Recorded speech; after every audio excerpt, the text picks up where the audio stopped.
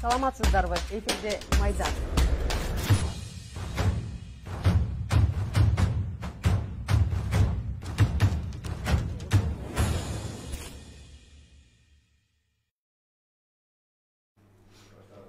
Саламатсыздарбы?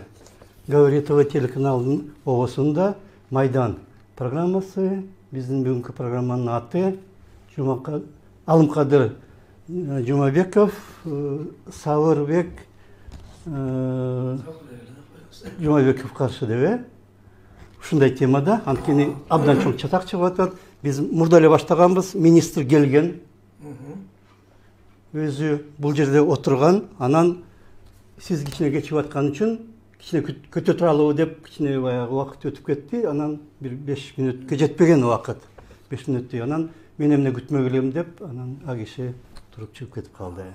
Мен эмне кыларыбызды айтып берейин. Биз башында маселе жөнүндө, мына маселе жөнүндө Бишкек жана ортопедия жана травматология борборунун, илимий изилдөө борборунун айланасындагы чатак тууралуу талкууларды айтабыз. Өзүңөр пикириңерди айтасыңар. Анан бир 10 мүнөттөй, 40 мүнөттө башталганда биз 4 пикирди угабыз. Бул экранга да чыгат, мен да окуп берем. Ким эмне дегени ушул маселе боюнча. Андан кийин акыркы 10 мүнөттө корутунду пикирлерди айтасыңар. Барыңар, сиз кандай деп ойлойсуңар, кандай чечилиш керек болчу, эмне кылыш керек эле деген сыяктуу ушундай өзү. Мен айта кетейин көрүүчүлөргө кимдер катышып атат. Сауырбек Жумабеков, Бишкек травматология жана ортопедия илимий изилдөө борборунун мурдагы дейбизби, же директори дейбизби? Анткени бүгүн ал мыйзамсыз приказ, буйрук. Бүгүн буйрук чыкты деп айтты. Азыр эле министр Бейшеналиев директору, илимий изилдөө борборунун директору. Акбай Сарыбаев кардиология борборунун мурдагы директору. Туурабы? Анан Атай Бейшенбек журналист жана жарандык активист. Кимден баштайлы? Сиз баштайсызбы анда? Эмне болгонун, кандай болгонун? Приказды бүгүн сизге алып келип бердиби, буйрукту? Азыр мен айтып берейин ошону. Биринчиден, бул илимий борбордун түзүлүшүнүн тарыхы мындай да. Бул жерде илгери больница болуп келген. Жөнөкөй эле шаардык тез жардам көрсөтүү ооруканасы. Бүгүн ошого бул киши кайтып келип атпайбы? Биз 2004-жылы эгемендүүлүк жыл болгондон кийин Орто Азия өлкөлөрүнө бир эле институт болгон, травматология ортопедия, бул Ташкентте болгон. Быйыл ал институтка 85 жыл болду. Союздун убагында курулган да. Анан эгемендүү болгондон кийин Казакстан өзүнүн институт травматология ортопедиясын Астанада ачты. Тажикстан өзүнүкүн ачты. Арменияда бар, Грузияда бар, Азербайжанда бар. Эми Россияда 10 институт бар, институт травматология ортопедия деген. Украинада 2 бар и так далее. Анан бул эми головной институт. Бул жерде мындай ал жерде жанагындай бүт ошол травматология ортопедия багытында жанагы методология, обучение, жанагы окутуу, даярдоо кадрларды, ошол стратегия жанагы багытын аныктоо, негизи ошо травматизм, анан жанагы омуртка, муун ооруларынын азайышын, травматизмди азайышын ошол бүт ушундай мекемелерге жүктөлөт да. Себеп дегенде азыр травматизм жыл сайын азайган жок, көбөйүп атат. Транспорт биринчиден көп, курулуш деген көп. Тилекке каршы жанагы инвалид балдар тубаса, инвалид балдардын туулушу да көп болуп атат. Мына ушундай негизде биз намыстан эмне үчүн бүт жерде бар, бизде да болуш керек мындай. Анткени травматология, ортопедия такыр эле төмөнгө түшүп, мындай жок эсе болуп калганда, кадрлар жок болуп калган, кандидат докторлор жок болуп калган, жок.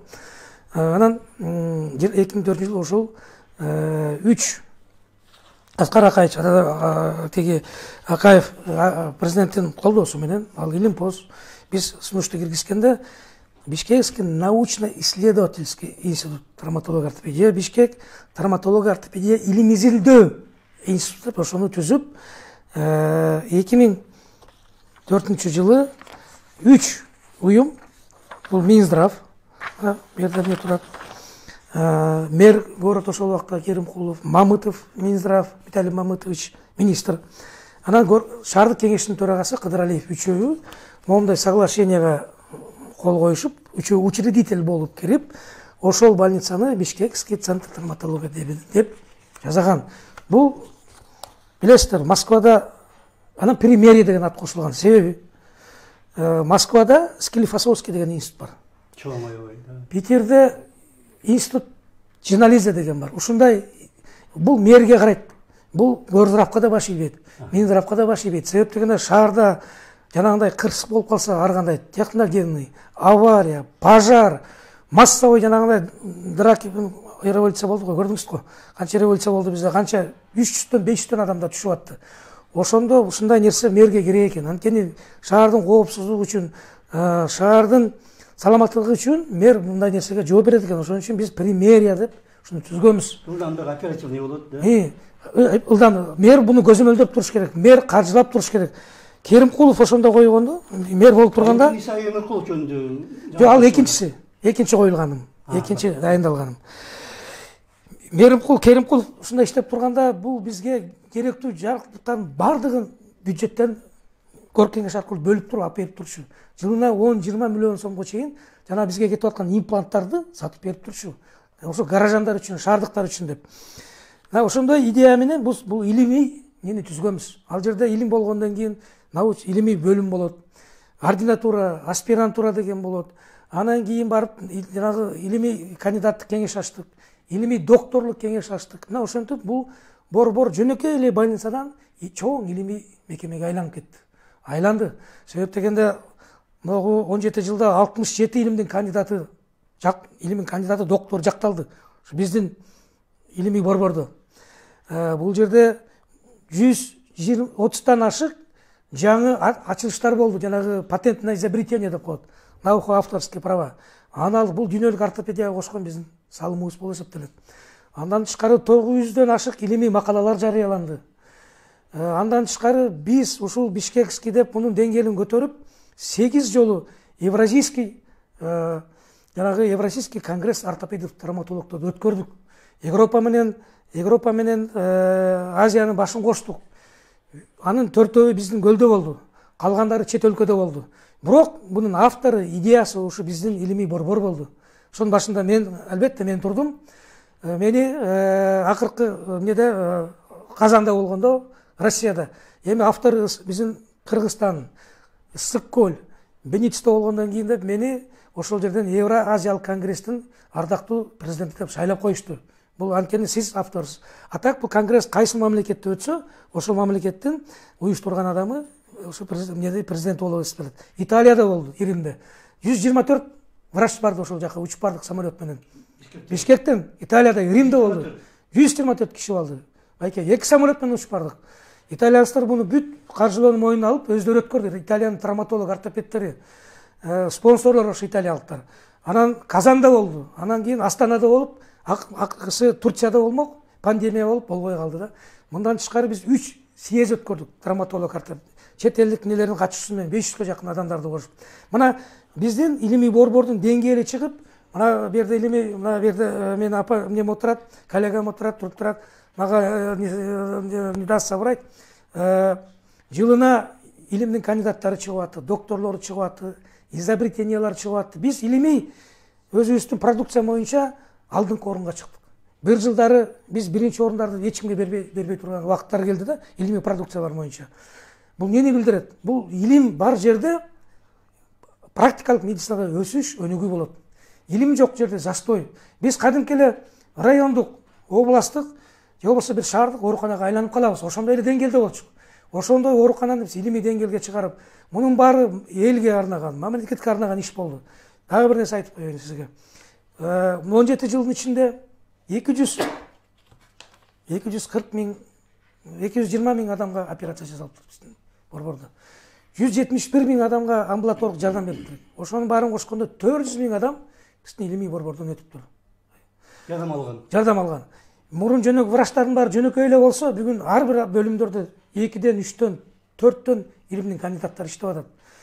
Ар бир кээ бир бөлүмдөрдө илимдин докторлору, профессорлор иштеп атат бүгүнкү күндө. Биздин публикацияларыбыз чет өлкөлөрдө жарыяланып атат. Мындан тышкары эң негизгиси биз 20дан ашык илимий мекемелер менен келишим түздүк. Жанагы Россиядагы 10 илимий институттар менен Украина, Белоруссия, Казакстан, коңшулар, Кытай, Турция, Япония, Корея менен келишимдер түздүк. Баягы орусча айтканда обмен опыты. Биздин коллегалар алар бизге келет. Эми илимий ушундай чоң эмнеге чөйрөгө чыгып, биздин балдар барып америкалык, мисалы биз азыр Америка Академия ортопедия Американын мүчөсүмүн. Мен менен кошуп несколько ортопедтер, биз бүткүл дүйнөлүк 99-жылы биз бүткүл дүйнөлүк ортопедтердин уюмуна, ассоциациясына кирдик. Андан тышкары мен өзүм команда менен биз Европейский федерация травматологов деген бар, ортопед, ошолор мүчөсү болдук. И жана башка көп. Эми билесиз, биздин ушул ийгиликтердин баары жетишкендикке жараша, өзүңүз билесиз, бул мындан 3 жыл мурун мени Россиянын академия кылып, жанагындай тайный голосование добуш менен 3 этап менен ошол жактан шайлашты. Кыргызстандан академик болдук. Бул айтып атпайбы, бул жетишет. Не болду, членкор болду, академик болду, тиги болду, эми жетет, эми болду, эми кетсин деп атат. Айланайын. Мунун баары илимий иш да. Илимий иш да. Бул киши мен азыр келсе бетин айтат элем. Сизди бүгүнкү күнгө чейин эч ким тааныбачы. Хоть хирург болсоңуз дагы. Бүгүн сиз, конечно, сиз атаңыз чыгып атат, таанып атасыз. Себеп дегенде сиз азыр министрсиз. Сизге далай деген адамдар ар кандай аттарды коюп атат.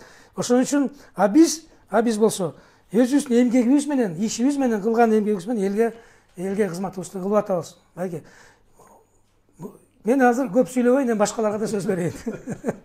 Эмнеден чатак чыкты? Жанагы Катардан бир илимий борбор түзөбүз дегенден чыгып атабыз. Чатак мындай. Чатак бул кишинин аты азыркы күнү бүт жерде айтылып атат, патологический врун лжец деп. Патологический. Мен бетин айтам аны. Бүт эл айтып атат. Айланайын, бир сөзүндө чындык жок. Сүйлөгөн сөзүн баары жалган. Эми мен айтты, менчиктеп алып бирди. Мен кантип менчиктеп алам? Бул мамлекеттик да. Мамлекетти кайтар дейт. Мамлекетти. Бул менчиктеп алган учурлар бар. Жок. Андай жок. Кээ жерде. Кагазда бир жазылган, чындыгында башкача болгон. Агай, андай эмес. Анткени жыл сайын шортный палата текшерет. Жыл сайын прокуратура текшерет. Надзор деген бар да, прокурорский. Жыл сайын аудиторлор текшерет. Биз мамлекеттен акча алып атабыз да. Мен кантип менчиктеп алам муну? Менчик эмес, мен ал жерде берди мыктагы менин менчигим эмес. Эми билесизби, бул илимий мекемеде өзүнүн илимий чөйрөсү болот, илимий коому болот, ученый илимий кеңеш деген болот. Жана ар бир операцияны, оор операцияны илимий кеңешке салып туруп, консилиум кылып туруп, академиктер, профессорлор, жана мен айткан, бизде азыр 40 илимдин кандидаты, 5 илимдин доктору, 1 академик, 1 член корреспондент ортого салып туруп, ошону больнойду консилиум чыгарып, анан кийин операция кылабыз. Бул илимий даражага, илимий деңгээлге көтөрдүк да. Анан кийин эми жөн эле жерден баягы жеке менчик кылып алып туруп, анан таластыктардын баарын келип алып, мына келип 100 киши отурат, келип туруп эле, ай, силер таластык бердин басып алыпсыңар, деди, санитардан баштап директорго чейин таластык экенсиң деп. Канча адам иштейт таластан? Мен сизге айтып берейин. Эми таластыктар санитардан баштап неге чейин дейт. Директорго чейин дейт. Азыр менде 72 медсестранын орду вакансия. Айланай, мен тандап алат бекен, ана талассаң сен ким келсе да, хоть Африкадан келсе дагы мен жумушка алам. Медсестра жетишпей атат, айлык аз. 92 санитардын орду вакансия экен. Санитардын орду. Адамдар келбей атат. Ана адамдар келбей атса мен анан кантип анан бул сөздү мен ошону айтат. Врачтар боюнча бөлүм баш 17 бөлүм башчы бар экен. Ошонун 3-өө гана таласты экен. Анан экөөүн мага чейин бөлүм башчы болгон, алар дагы эле иштеп атат. Бирөөнүн былтыр Раматолу Шүкүрбаев деген жакшы хирургубуз кайтыш болуп кетти. Анан кандидатын алып, анын ордуна ошол бөлүмдө иштеген, ошол жерде иштеген. Медицина илимдеринин доктору, доцент, эми жалгыз кандидатын алып экен, ошону мен ошол жерге бөлүм башчы койдум. Ошол таластык экен. Катар жөнүндө айтсаңар. Анан мен койгон кадрлардан байке экөөсү Чүйдөн, экөөсү Нарындан, экөөсү Оштон, Баткенден, Көлдөн экини коюп турдум. Баягы бөлүм башчы болуп, анан кайдагы таластык болот. Таласттардын саны процент менен алганда где-то бир 6% эле экенбиз. Ошол бөлүмдө бизде азыр 9 штат болсо, 900 штат болсо, ошонун бир 750 занимаем. Ошо 750-нүн ашып кетсе 5 гана проценти, 6% таластыктар. Анан кайык таластыктардан салат. Эми трайбализм, мени трайбалист деп атат. Өзү трайбалист. Шаарда 60 мекеме бар екен, байке. 60 эмне? Мекеме, медициналык мекеме бар екен шаарда, Бишкекте. Ошонун 60 мекеменин 5-өө гана талаштык экен да, болгон экен. Талаштык. Анын бул эмне кылды? Бул барган жердин баарын айтып жүрөт. Буну элде айтып атат. Мен талаштыктардын баарын кетирем, мен талаштыктарды жайлайм дейт. Биринчи Узакбаевди алат.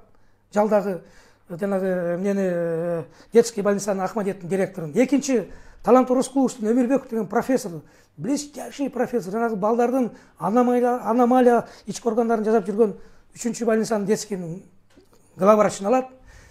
3-чү кардиология институтунун директорун алат. 4-чү Сиз каяктан болосуз? Таластан.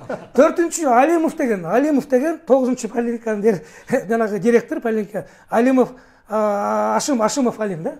Аны чакырып айтып тур. Өзүнүн жакын досу экен, сенделеш экен, группалаш экен, сен кетесиң деп тур. Айтып тур, мен эмнеге кетем?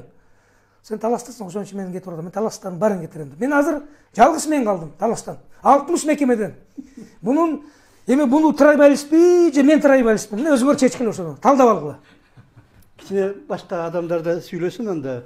Сиз эмне үчүн эмне болуп кетти? Күзүндө болду, окуя? Саламатсыңарбы, урматтуу көрүүчүлөр? Мага бияка чакырганды айтты эле кыздар, сиздин кыздарыңыз го дейм. Орчундуу проблема бар азыр саламаттык сактоо системасында эмне болуп атканын. Ошону талкуулайлы депчи. Анан кийин мындай келип туруп, азыр министр жок, жооп бере албайт. Бирок өзүнүн иш аракеттери менен көрсөтүп атат бардыгын. Мен ойлодум эле азыр неметкенде пикир алмашканда ошо бир жакшы Сиз үлгүрдүңүзбү пикир алышканга жана келгенде? Жок. Мен мындай сүйлөшкөндө эмне? Ал мен жыйынтыгы жок. Ал өзү жердин ортосу өзү деп санайт өзүн. Өзүн эми берүүгө тегин. Эми биздин улуттук кардиология жана терапия борбору боюнча мен алган, аны сурап калдыңыз. Мен кыскача маалымат берип коеюн. Биринчиден, жаңы эле 15-20 сентябрда бизди счетный палата текшерип кеткен.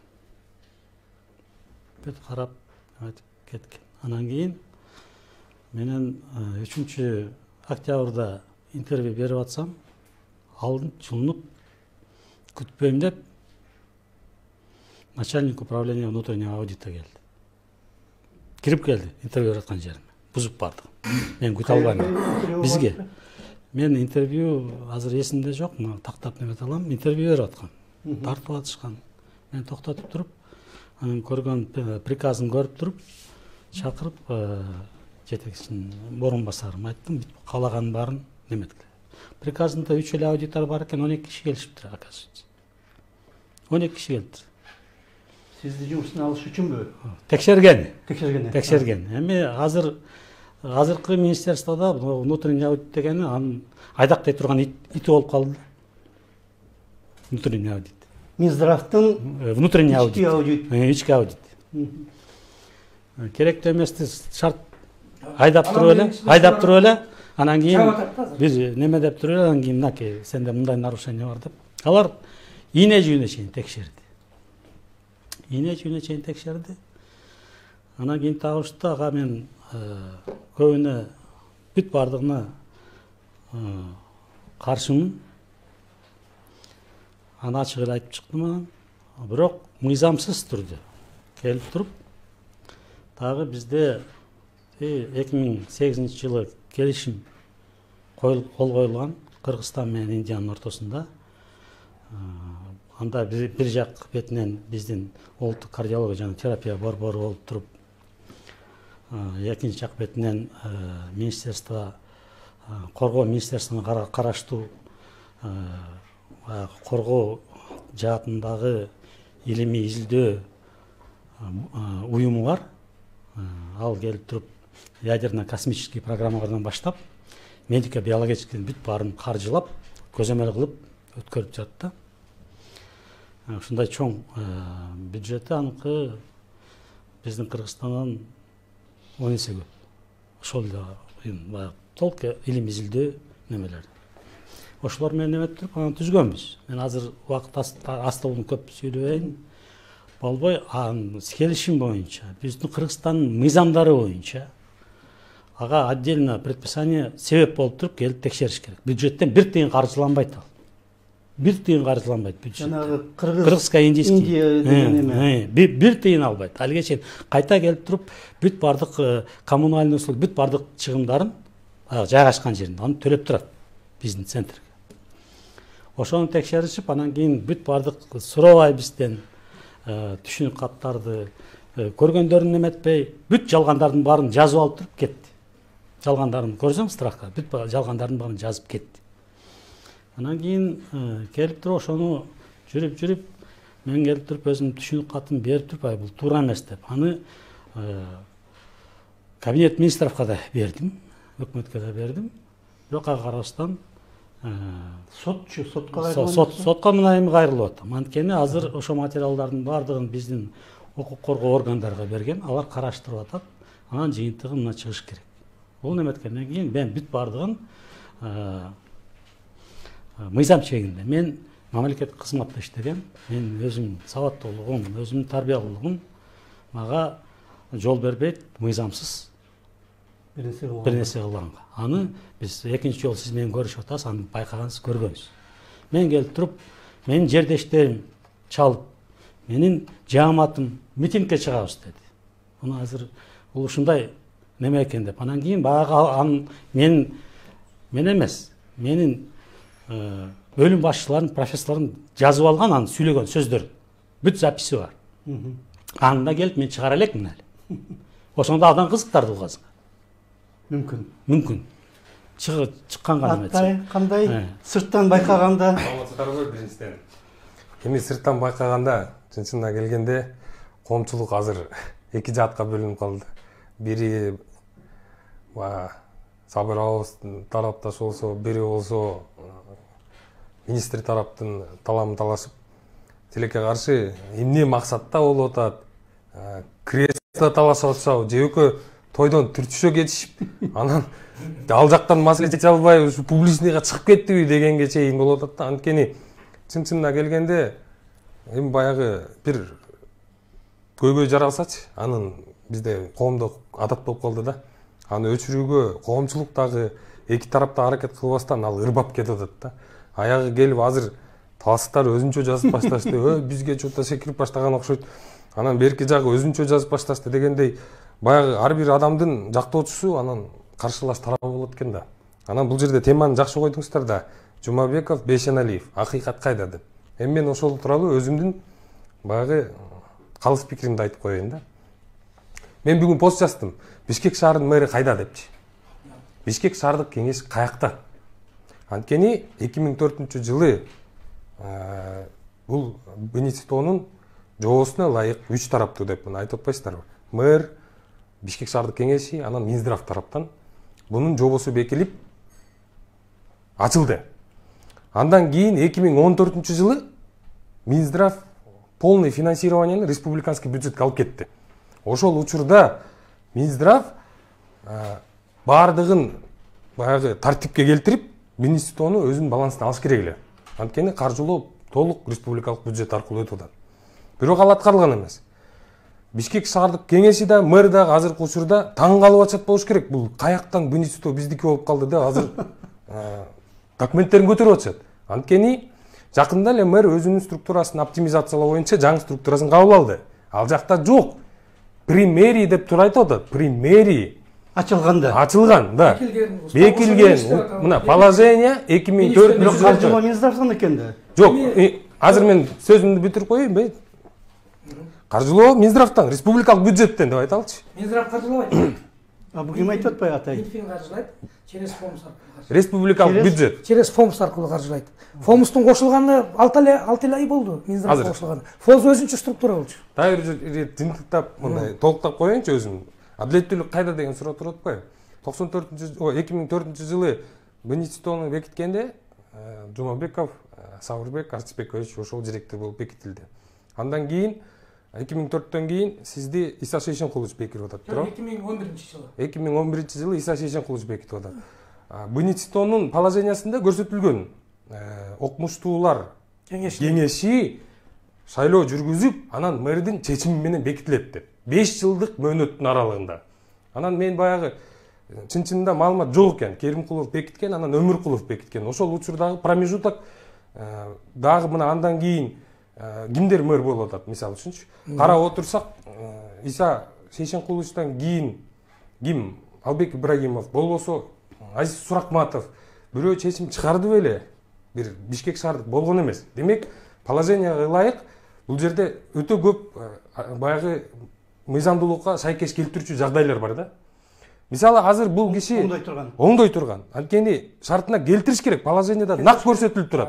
5 жылда научный баягы кызматкерлер, ученый совет чогулуп, шайлоо өткөзүп, анан мэр кол коюп, бекитип бериш керек. Болду. Бул мыйзамдын талабы. Андан бөлөк талкабания деген жок ал жерде. Нак көрсөтүлгөн.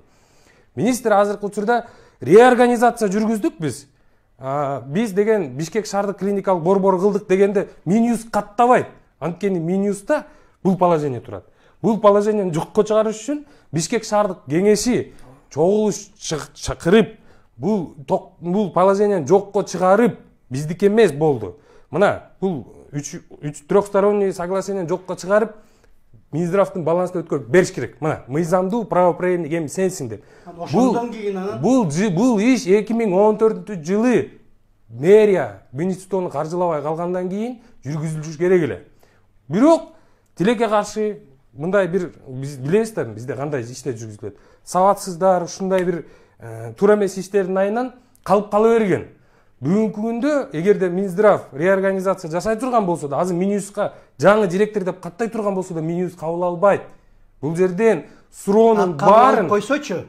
Кабыл алып койсо мыйзам бузулат болот. Баары бир бузулуп атпайбы? Жок, азыр деген Бишкек шаардык кеңеши чогулуп караш керек маселени. Эмне себептен 2011-жылы Иса Өмүркулов бекиткенден бери 11 жыл өтүп атат. 11 жыл аралыгында мэрлер бекиткен эмес. Бул жерде мисалы 2011 бекитсе 2016-17 эмне үчүн ушундай эмелер кеткен? Азыр 17ден бери кайсы чечимдин негизинде Сабырбек Арсбекович директор болуп отурат деген маселе турат да. Ошондуктан ушул баягы юридикалык суроолор бул эч кандай бир талкууга жатпайт. Ошого жооп издөөнү бүгүнкү күндө Бишкек шаардык кеңеш чечиш керек. Бул жерде эки врачты деп коелу, министр бирөө, экөө тең коомдо аттуу баштуу кишилер. Экөөнү кызылдаштырбай ушул жерден мэр өзү алыш керек эле. Азыр мына Сабырбек Арсбекович президентке кайрылып атат. Бул киши дагы мен президент менен сүйлөшкөм деп атат. Азыр эки ортодон Байкул Садыркожоевичти жакалагандан пайда жок. Бул жерде шаардык кеңеш тез арада чогулуш кылып, мэрдин чечими чыгыш керек. Эмне үчүн 11-жылдан бери эч нерсе болгон эмес?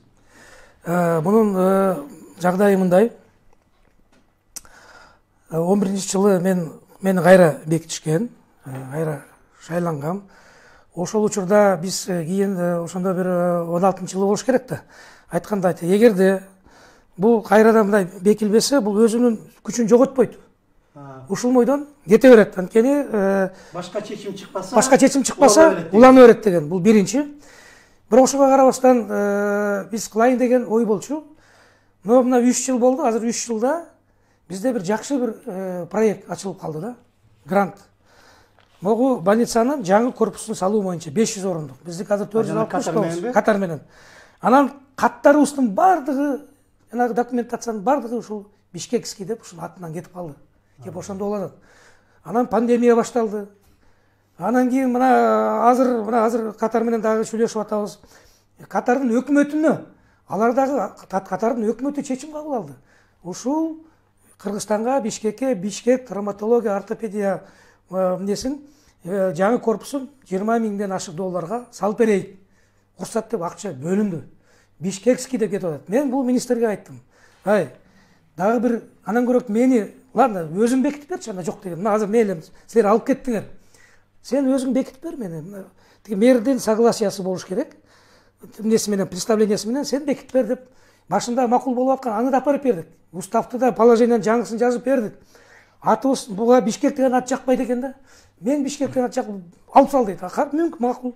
Кыргыз илим изилдөө борбору деп жазып берип, алып барып бердик. Барын бердик. Өзү койбой атпайбы? Көрсө мунун ичинден оюнда башка нерсе бар экен. Мен муну жоём. Мен алыш керек да. Мен алып туруп, алыштын бир эле жолу бул жоюш керек, больница кылыш керек. Мына көрдүңүзбү? Анан эми мен айттым, эгерде муну карап коюңуздар, моундай современный бир типтеги 9 этаж, 6 этаждуу 500 орындык жаңы оорукана салынат. Мунун баары бекер. Бул жанагындай грант эмес, кредит эмес, зайым эмес. Баягы салынганда эми айтып эле коеюн. Бул бекер грант түрүндө берип атат. Катардын элчиси ачык эле айтты. Документтин баарын алмаштырып отурбайбы? Вот, кеп ошондо. Элчи айтты. Мени чакырып, менин башым айлантып, муну алып кетейик башка жакка деп канча биз айттык дейт. Кечирип койгула. Бул тиги жактан эле жазылып калган. Ошол жерде Бишкекте жанагы травматология центри болот. Академик Жумабеков деген сенин уже атың жазылып калган. Биз муну өзгөртө албайбыз деп буларга айтса, булар аны укпай, андай болсо биз мындай кылабыз деп бул жагынан кирип атат. Азыр дагы ошол элчи мырза дагы өткөндө буквально бир жарым ай мурун менен жолукту, дагы подтверждение берди. Мен бул маселе боюнча президентке киргем да. Баягы проектный сметный стоимосту проект түзүү боюнча Катар элчилиги айтты, мамлекет айтып атат, силер проект түзүп бергиле, биз салып беребиз деп атат. Президент аябай кубанып кабыл алып, өзү телефон чалып Акылбек Жапаровго, анда министр финансов болчу, 20 миллион акча бөлдүрүп, мэрия УКС тендер өткөрүп, бул проектти жасап бүтүштү. Август айында бул проект ачылып, тиги жерге Катардын мамлекетинен адамдар келип, вице-премьер-министри келмек, элчи барып, биздин президент барып, капсула салмак. Бул проектти көтөрүп алып, мен ноябрь айында президентке кирдим. Президент көрүп алып туруп, ушундай бир кубанды. Сабыр Атышбекович, мен сөзсүз барам буга. Бул бизде курулуш керек деди. Мен ошону эле айттым. Бир ноо бар дедим. Бир ноо бар. Тетиги министриңиз бетине айттым. Же муну алыңыз дедим. Же муну нормально иштетиңиз. Башынан мага бут тосуп, бул проекттин жүрүшүнө бут тосуп атат. Бул проект жылбаш керек деп атат. Ардекенин башына айтты, бул онкологияга келген, тияка келген, ал деген бул Катарский фонд деген да бар бизде, Кыргызстанда иштеп атат. Ошол фонд менен путайт этип атат, алмаштырып атат. Бул Катарский фонд эмес, бул Катар мамлекетинен, өкмөтүнөн чечилип келип аткан грант болуп атпайбы деп анан президент ошону колдоду. Анан эми көрдүңүзбү? Эми ушундай финишке келип, мына деп баштайын дегенде, могу ишти баштап, мен алам деп атат.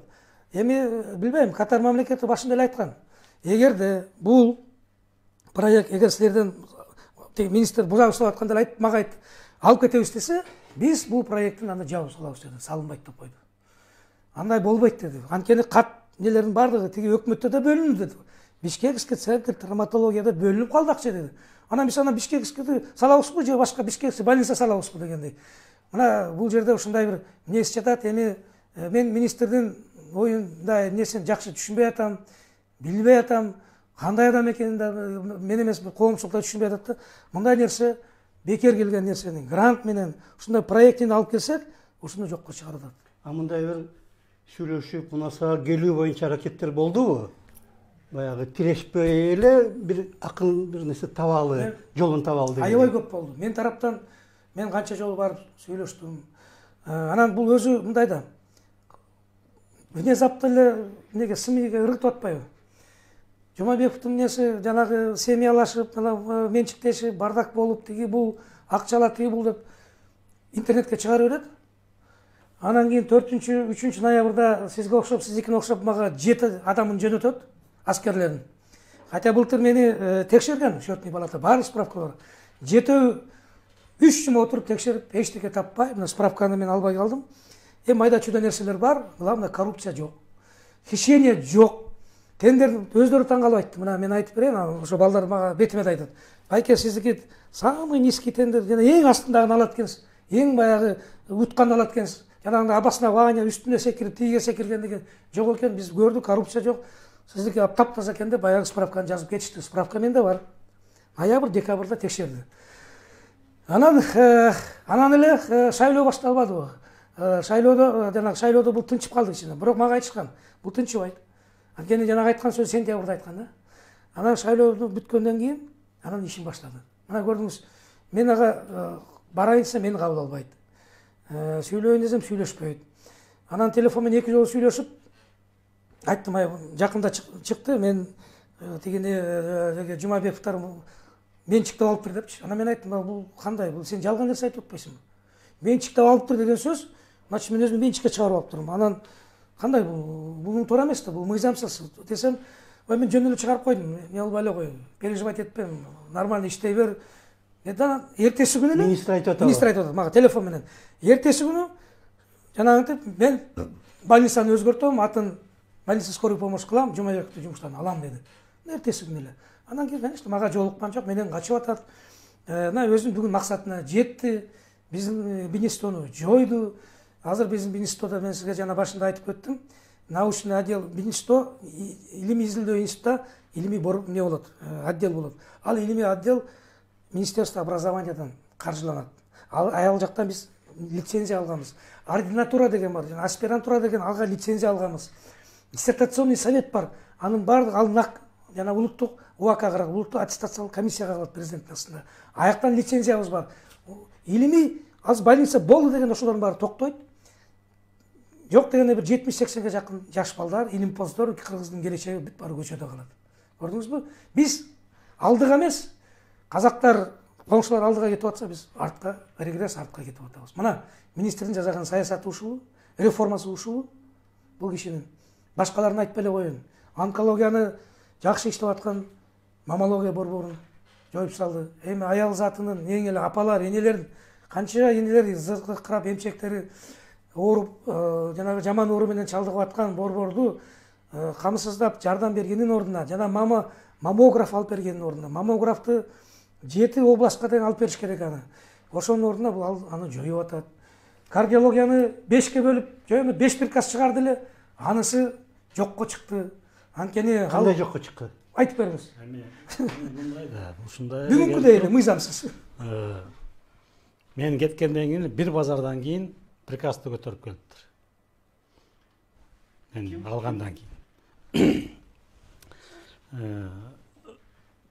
Саламаттык сактоо министринин орун басары. Мынакей ушул жерде азыр эми республиканский центр пульмонологии, аллергологии и постковидной реабилитации ачабыз. 2 этажды, 3 этажды алып тур. Ал жанагы Индия, Кыргызстан институтунда. Жок. Башка 3 этажды бизден алып туруп, ошону ачат экен. Өзүнөн жанагы центрдин өзүнөн. Анан кийин мен сразу айттым аткаруучусуна, милдетин директордун. Бул туура эмес, бул мыйзамга так келбейт. Реорганизация, открытие биздин территорияда только кабинет министринин чечими менен кабыл алынат. Бул 2006 жылкы токтомунда жазылган, анан кийин биздин уставда жазылган. Анан кийин ал неметкенде дагы 1-2 сөзүн көтөрүп, аткарбай неметкенде тиги жок дей албайт. Неметкенде дагы бир приказ тапып келиптир. Анан кийин дагы 2-нчи приказ. Жаңы жылда дагы приказ. Мынакей токтому чыгат. Ага чейин бүт баарын өткөрүп бергиле. Бөлүп өзүнчө. Аппаратураны, жерди, этажды баарын өткөрүп бергиле деген буйрук. Ага карабастан биз прокуратурага жаздык, катты. Прокуратурадан келди, отменить приказ деп, предписание. Минздравка. Бирок ага карабастан дагы бир приказ чыгарды. Алардын айтканына реакция болгон жок. Анан кийин биз ачык кайрылуу жаздык премьер-министрге, кабинет министрдин жетекчисине, анан президентке ачык кат жаздык. Ушундай мыйзам бузуулар менен ушинтип атат. Кардиологияны талкалап атат деп. Бүт анан кийин ошодон кийин өзү келип туруп, өзү кайра приказы менен мурунку 5 приказын жокко чыгарып атат. Бул министр. Бул деле мыйзамсыз. Азыр келип туруп мыйзамсыз түрүндө жазаган иштерди жазап койду. Ага саясий жана юридикалык баа бериш керек. Анткени бизге билгизбей туруп, бул апрелде эле ошол республикалык пульмонология борборун түзүп салыптыр. биздин составыбызда, бизге айтпай. А жерде биз билебиз бардыгын. Азыр текшерсе, подлог документов бар, бүт бардыгы бар. Азыр ошол документтен жокко чыга элегенде прокуратура карап чыгыш керек да. Биринчи бөлүгүбүз бүтүп калыптыр, убакыт болуп калыптыр. Мен жанагы 4 пикирди окуп берейин. Аны экранга да чыгат, силер көрүп турсаңар болот. Кардиохирург профессор Калдарбек Абдраманов мынтип айтып атат. Экөөнүн тең максаты бир. Министр деле реформа кылууга аракет кылып жатат. Жумабеков деле 20 жылдан бери түзгөн борборун коргойт. Мисалы мен дагы Жалал Абадтагы борборду башкарам. Андайды түзүү оңой эмес. Экөө отуруп сүйлөшүп, коомчулукка залакасы тийбегендей болушу керек. Медицина коомчулугун экиге бөлбөшүбүз зарыл дейт Абдраманов. Медицина илимдеринин доктору экс-депутат Ташболот Балтабаев. Комиссия түзүп, изилдеп чыгышыбыз керек. Министр айткандай Жумабеков өзүнүн менчик ооруканасындай пайдаланып жатабы же туура багытта колдонуудабы.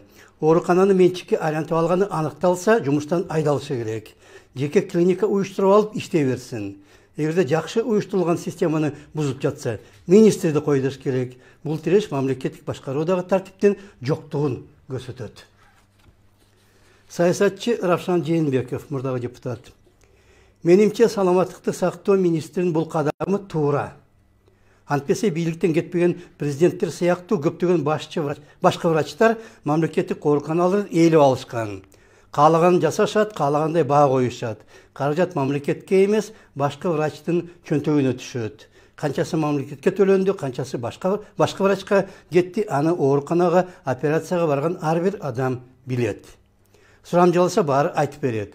Кыйын, тың, дүйнөгө таанымал болсо, жеке менчик ачып иштесин. Эч ким каршы болбойт. Бул цивилизациялуу, этикага, маданиятка туура келген жол. КТРКнын мурунку директору Илим Карыпбеков.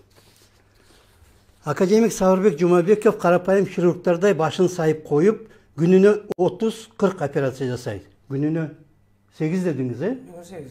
30-40 эмес, 5-тен 10-го чейин. Эми ошондой кишилер сактап калбайлыбы? Бүт бардык системаны өнүктүрүп, анан ошол кишиге барып, мына системаны өнүктүрүп ийдик, туруктуулукту кармап бергениңиздер үчүн рахмат деп кол чаап кетирсеңиздер, ал киши жумушсуз да калбай, ыраазы болуп, өзү бошотуп бермек. Бирок ошол жерде канча адам муктаж болуп турганда, болбогон бир нерсени айтып алып кетирген жатабыз да. Урматтуу президент, урматтуу ушул багыттын кураторлору Акылбек Үсөнбекович, ушул жагын бир карап койгулачы, адилеттүүлүктү суранабыз. 4 адамдын ушундай пикири, ушул пикирлер тууралуу силердин сунушуңар, оюңар. Мен кошуп коеюн. Албетте биз мамлекеттик мекемебиз. Биз мамлекеттик мыйзамдар менен иштейбиз. Жанагы мыйзам ФОМС деген мыйзам бар. Мыйзам единого плательщика, мыйзам об организации здравоохранения Кыргызской Республики. Ушундай мыйзамдар бар да, ошонун негизинде иштейбиз. Эч кандай мыйзам бузуу бизде жок. Анан программа госгарантия деген бар. Программа госгарантияда ар бир мисалы жаранда өзүнө тиешелүү сак плата, кошумча акы төлөө бар да кассага. Ошону гана адамдар кассага төлөйт. Калган биздин жасап аткан эмгегибиз, жана услугабыз баары бекер. Единственное, жанагы бизге айтып атпайбы, мынча төлөдүк. Бунун баары жана имплант деген бир балекет бар. Балекет эмес, ошол адамдардын өмүрүн сактап аткан ошол да имплант. Мисалы сөөк сынса, сөөктү кесип туруп ичин кармата турган же пластина, же шуруп, же спица, темир болот да. Ал Кыргызстандан чыкпайт. Жанагындай өтө татаал эмнелер, сложныйлар Россиядан да чыкпайт. Бүгүнкү күндө биздин эң эле мындай бизге приемлый баа бул Туркиядан же болбосо Кытайдан келет да. Эми азыр Кытайда проблема болуп атпайбы?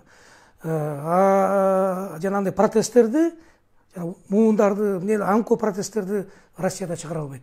Мына мен жанагы Равшан Жээнбеков ушул маселе боюнча сөз козгоп атса керек. Бизде андай нерсе жок. Бизде мамлекеттик надзор деген бар да. Прокуратура карайт, башкасы карайт. Биз андай нарушенияга эч качан барган эмеспиз. Барбайбыз. Жанагы министр айтып аткан сөздөрдүн баары жалган. Очередной анын калпы чыгып атат. Калп ошол жерде бизден дарыланып кеткен адамдар билет. Бизден дарыланып, бизден сакайып, бутуна туруп кеткен адамдар билет биздин ишибизди. Ошо имплантты салып алып келип сатып берет, биз аны бекер салып беребиз. Эгерде мисалы мен кетип калайын, Жээнбеков айтып атат, кетип калбайбы. Хорошо, мен кетирсем мен кетем да, жеке менчикке. Мисалы, Ал жерде бүт баары платный болот. Келген пациент мага мына 3000 адам менде азыр кезекте турат. Мени операция кыл деп. Мени суранып чыдайбыз канчада болсо деп. Ал бүт коммунальный услугага төлөйт. Менин иштеп аткан командама айлыгымды да төлөйт. Дары-дармектерге да төлөйт, тамак ашка да төлөйт, жана имплантка да төлөйт. Ошондеп жанагы айтып аткан нерсе эсеге өсөт. көп эсеге өсүп кетет. А бүгүнкү күнү имплантты гана эл өзү сатып алат. Мен жана башында айттым. Ошол Керимкулов өткөндө келип айтып атпайбы? Какой-то Керимкулов жана дос экен, ошол ачып берип коюптур деп. Министр келип биздин коллективге келип мен жокто келип айтып атат да. Какой-то Керимкулов там ошол дос экен деп. Ал киши во-первых аксакал менен намного улуу. 9 жыл эң көп иштеген мэр, эл урматтаган мына канча мэрлердин баары же камалда, же куулду качып жүрөт. Единственный мэр көчөнө паркты аралап басып жүрөт. Ошол киши ушуну түзгөндө бизге мэриянын бюджетинен, көрк кеңеш менен кошулуп, жылына 20 миллион сом бөлүп берчи импланттарга. Азыр бир тыйын беришпейт эч ким. Аны албетте жарандарды биз бутуна тургузабыз. Бүгүн келген адамды бүгүн жазап кылбасак, бизде күнүнө 50 адам түшөт, күнүнө 50 адам чыгат. 500 орун болсо, мында движение болуп туруш керек. Эгерде 1-2 күн операция болбой, мына бүгүн 38 операция. Көрдүңүзбү? Бул бир эле 2 күн болбой калса, мунун баары бири-бирине үйүлүп, больнойлор эмне болот? Өлө баштайт, кыйнала баштайт, инвалид болот. Ушундай. Эми ошону жанагы мен Раушан Жээгеровке жооп берип атам. Ушундай экен. Кыска жанагы пикирлер тууралуу. Эми бул пикирлерге жалпы өзүмдүн пикиримди кошуп кетким келип атат да. Мына 2004-жылдан бери Сабырбек Арсызбекович 18 жылдан бери ушул институттун башкарып берди. Андан кийин негизи айта турган жагдай эмгегиңиз абдан зор, эл арасында сыйлуу адамсыз. Бирок мен бул сизге тиешеси жок, бирок мамлекеттик тартип боюнча айткым келип атат. Бизде мисалы үчүн бир директордун, мектептин директорун алса, жамааты чыгат, албагыла деп. Анан бүгүн чынында өтө бир мындай жагдай пайда болду да. Эгерде эртең дагы бир жерде жетекчи алына турган болсо, демек өзүнүн кызматкерлери чыгып киргизбей коюуга мүмкүн экен деген. Анткени сиз айтып атпайсызбы, бүгүн 38 операция бар эле, бирок ал үзгүлтүккө учурап калды. Мен ойлоп атам, сиздер аны үзгүлтүккө учураспастан деле ишиңиздерди уланта берсеңиздер деле болсо бир коомдо баягы сый-урмат андан дагы өлү артык болмок депчи. Ошондуктан мамлекеттик тартип орношу керек. Бир гана мыйзамдуу чечимдер болсо, анан баардык ушул коомчулукта ар кыл тармактагы суроолорго биз жооп алабыз да. Анткени мыйзамсыздык бул жерде министрлик тараптан дагы, анан бияктагы ошол институттун жетекчилиги тарабынан да бүгүнкү учурда суроо жаралып атат да. Ошондуктан мындай жагдай жаралбаш үчүн бүгүнкү күндө коомдо, канчалык коомдон тартипти сурасак дагы, бизде бийлик бутактары ар бир мекемеде тартип болуш керек. Биз деген мыйзамдуулукту сыйлайбыз, биз мамлекеттүүлүктү сыйлайбыз десек, биз ошол кадамга каршыбыз керек.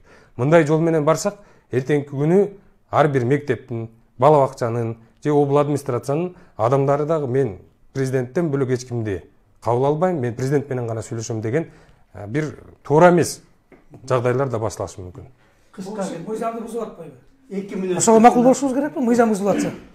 Эми Адамдын укугу тебеленип атат. жок, мыйзам бузулуп атканда Адамдын 600 киши кол койгон мыйзам бузулуп атат. Анан ошонун баарын мыйзам бузулуп көзүм коюш атканда керек. мен суроо бербедимби сизге? Жана Президент гарант. 2011-жылдан баштап эмне үчүн 2022-ге чейин бекитилген эмес? Ошондой болуп калды. Ами мыйзам түрүндө аны оңдош керек. Болуп бир эле жооп. Мыйзам түрүндө болсун. Өтүп кетти ал убакыт. Биз алып келип берчи. Өтүп кетти эмес. Мен айтып атпайм, эки жактан мыйзамдуулукка келиш керек. Биз жаңы проектти бердик. Сиз коесуз, мына сиз назначить этиңиз, коюңуз. Бирок бул назначить илимий борборду бузбаңыз дедим. Бишкек шаардык Мени койбой эле кой, башканды деле кой деп атам. Илимий борборду бузба. Борбор калсын, элге иштесин деп атабыз. Мен бир нерсени айтайын. Эң биринчиден мен ас болуп калды, убакыт кечирип коесуңар. Эң биринчиден баардыгын мыйзам чегинде чечиш керек. Экинчиден мыйзамсыз далилбеген нерселерди коомчулукка алып чыкпаш керек.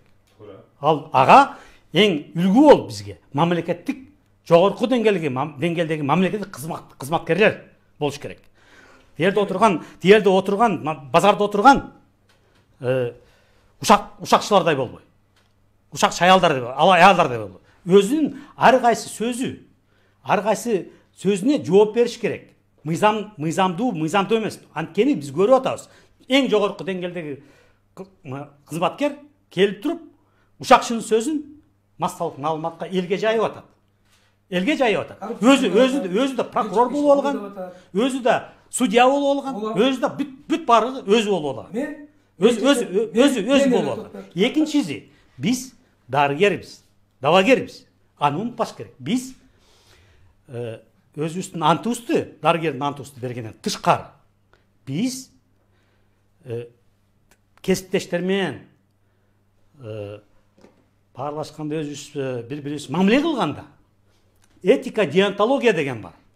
Аны сабак катары 1 жыл окуйт.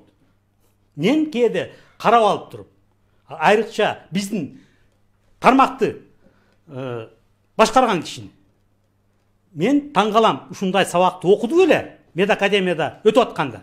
Жок гана эмес беле. Экинчи бөлүгүбүз бүтүп калды.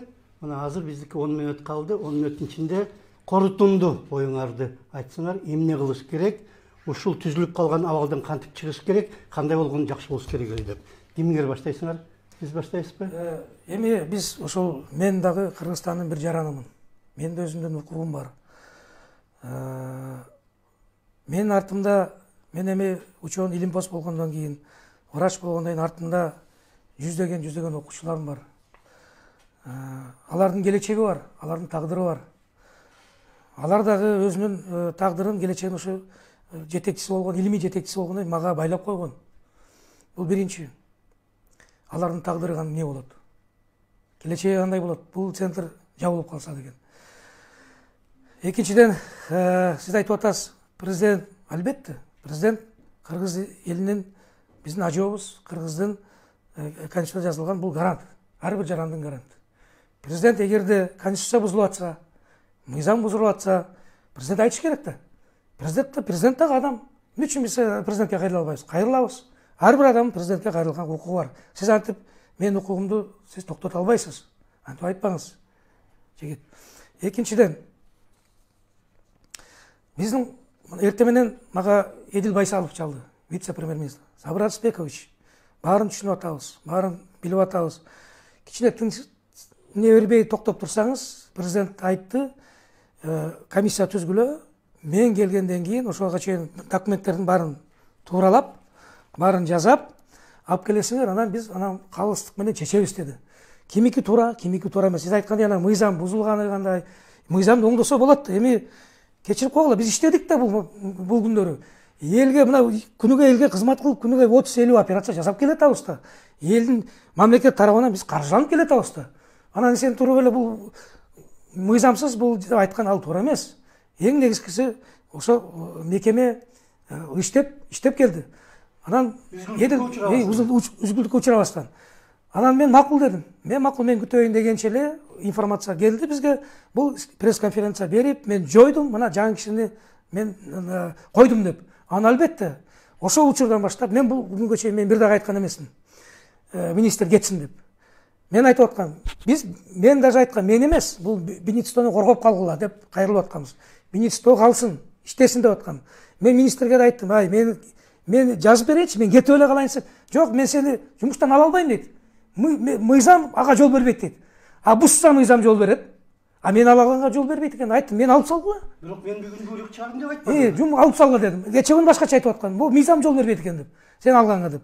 Анан эми президент ошондой айткан экен. Бул келип мына жанагындай. Анан мен кайра Эдил Байсаловго чалдым. Омундай болуп атат. Кандай кылабыз? Сен айтпадыңбы? Президент мен уктум. Мен ал кайра айткан экен. Мен сүйлөштүм Жумабеков менен. Макул болдусо аябай ыраазы болду дейт. Анан эми президенттин ошол келгенин күтпөй, жанагындай комиссиянын корутундусун бүтпөй, бул жанагындай өзүнүн самовольный опять же жанагы приказын чыгарып туруп жазып атканы бул такыр башка. Мен бул жерде бир нерсени айтып атам, канча деген мээнет, эмгек бузулуп жок болуп, асманга учуп кетип атат, воздух болуп. Канча деген келечек кетип атат, адамдардын тагдыры кетип атат. Бул илимий борбор ушундай деңгээлге чыгып калган бүгүнкү күнү дүйнөдө. Мейли мен кетейин. Жаш балдар, илимдин доктору бар, операция кылгандар бар. Ошолор келип башкарыш керек. Директор деген бул эмне? Бул илимий борбордо директор деген бул главврач деген ал башка. Директор деген ал пример болуш керек, бардыгына көрсөтүш керек. Мен азыр эмне үчүн мен универсал ортопед деп коет бүт дүйнөдө. Мен баарын жасайм. Омурткадан баштап, биринчи омурткадан баштап, тетиги палецке чейин бардыгын жасайм. Омуртканы дагы, муунду дагы, соёк сыныкты дагы, бардығын жасайды. Балдардың да омыртқасын жасайды. Ошонун баарын өзүм барып Америкага, Европага, дүйнөнүн баарын кыдырып, өзүм каражатым менен үйрөнүп, ушу жаштарга үйрөтүп келгем ушул күнгө чейин. Бүгүнкү күндө менен де Кудай бурса, менен де күчтүү балдар чыгат. Тарбияланып келатат. Мына ушул процессти бузуп, келечекти талкалап, моундай жанагы бригадирский методко салып туруп, жазып аткан биздин министрибиз айланайын бар болсун дагы аман болсун. Аябай кыска, корзунду пикирди. Эми азыркы ситуация көбүнчө травматология ортопедия эмесинде болуп калды. Мен ойлодум эле системный саламаттык сактоо системасында кандай көйгөйлүү проблемалар бар деп, аны башка күнү сүйлөшөбүз го дейм, мүмкүнчүлүк болот. Бул неме мыйзам чегинде чечиш керек. Анан бир нерсени мен сизге да айтып коем. Бишкек травматология институту жөн жактерин алып аткан жок. Жыл сайын келишим түзүлөт ФОМС менен. Мынчага каржылап бересиңер. Мынчаны мындай суммага биз дарылайбыз. Адан ашып кеткен суммага уруулар өздөрү сатып алыш керек болот. Кандай жолдор менен сатып алышты? Өздөрү табып сатып алып атабы же кандай? Ал мыйзам чегинде болуш керек да. Ал мына мисалы мен айтып коеюн, мен башкарган институт келип туруп азыр канча келип туруп мына коррупция кыйкырып атат. Бардык мекемелерден эң көп акча спецсчетто бизде. Бир эле айтып коеюн. Каяка кетип атканын акчаны. Түз өзү жооп берсин. Мына улуттук госпиталь.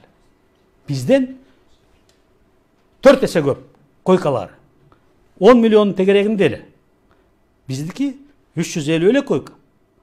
Биздин спецсчетубуз 52 миллион. 52 миллион. Башка жерден тагып кыйкырып берет, эч далил жок эле. Мынакей, ошон үчүн мыйзам чегинде азыр келип бүт бардык уставды положение мыйзам чегине алып келип туруп, анан кийин бул сурооду анан кийин чечиш керек. Кайта келишибиз керек. Эми ошондон башташ керек. Жейтип тап койсом, мен көз карашымча азыр деген түзөтүлдө көрүп аткан элдин дагы жазып атканын окуп атам. Албетте мыйзам талаасына эч кандай бир жекелик разборкага айланбаш керек мындай маселелер. Анткени сиздер дагы ушул жерде турган улуу агалардын баары бизге үлгүсүздөр. Ошондуктан кийин дагы биз ушул жолду кайталап калбаш үчүн бизге толук системага перезагрузкабыз керек экен да. Анткени мына жазып атпайбы азыр биякта Сабырова айтып атпайбы? Плантация алганга гана 3 000–5 000 доллар кетип атат, калган имплантация. 5 000 эч качан болгон эмес. Эми 3 000 доллар макул. 1000 доллар болсун. 2,5 миң эң эле кымбат имплант 2,5 миңге алат. Макул. 100 доллар болсун. Керек болсо 1000 доллар болсун. Бирок ошонун бардыгы ачык айкындуулук болуш керек. Бизде бюджет деген элдин капчыгы да канча каражат ушул ар бир медицина мекемесине кетип атат. Жана алар канча акча таап атышат. Же бюджеттен дотацияда отурабы, бардыгын эгерде ачыктап көрсөтө турган болсок, коомдо суроо болбойт. Ошондуктан биздин системада бардыгы ушундай ачык айкындуулук менен иретке келтирип, тартипке келтирип, ишмердүүлүгүн уланта берсе, менимче элде суроо талап болбойт да. Аябай Мен айтып коеюн, эң негизгиси мен бир нерсени айтайын. Азыр биз бардыгыбыз жетекчи болсок, мамлекеттик кызматкер болсок, бир нерсени ломать, не строить. Ошону эске алышыбыз керек. 18 жылдан бери чоң дүйнө жүзүнө таанылган мекеме, илимий мекеме. Аны жок кылыш ал ойго бир күндүк ойго неметкен иш. Азыр Бишкек травматология ортопедия борбору азыр функциясын 100% болбосо да больница скорой медицинасы аны аткарып атат. Аткарып атат. 18 бөлүм бар. А жерде комбустиология, ожогтор менен түшкөндөр бар, политравма бар, хирургическийдин бүт барды, анын бардыгы бар. Бир сунуш катары директор эле болот депчи. Главврач да бар да, туурабы? Анда деген министр отуруп чечиш керек экен, анда бирөөнүн директор, бирөөнүн главврач болуп койсо эле маселе чечилет экен. Бир саат талкуулаппыз. Биз бүгүн жанагы Атай айткандай Жумабеков Бейшенериевге каршы акыйкат ким тарапта деген темада талкуу кылдык. Биздин талкууга академик Сабырбек Жумабеков катышты. Бишкек травматология жана ортопедия борборунун директору, бирок бүгүн министр кол коюп тур, жумуштан алдым деп. Сиз айтып атасыз, ал мыйзамсыз буйрук деп. Акбай Сарыбаев, мурдагы кардиология, улуттук кардиология борборунун мурдагы директору жана Атай Мешенбек жарандык активист. Бизге башында келген Бешеналиев Алымкадыр министр, саламаттык сактоо министри, бирок аягына чыкпай башында эле кетип калды. Рахмат сиздерге, саламаттыгыңыздар. Саламатсыздарбы? Эфирде Майдан.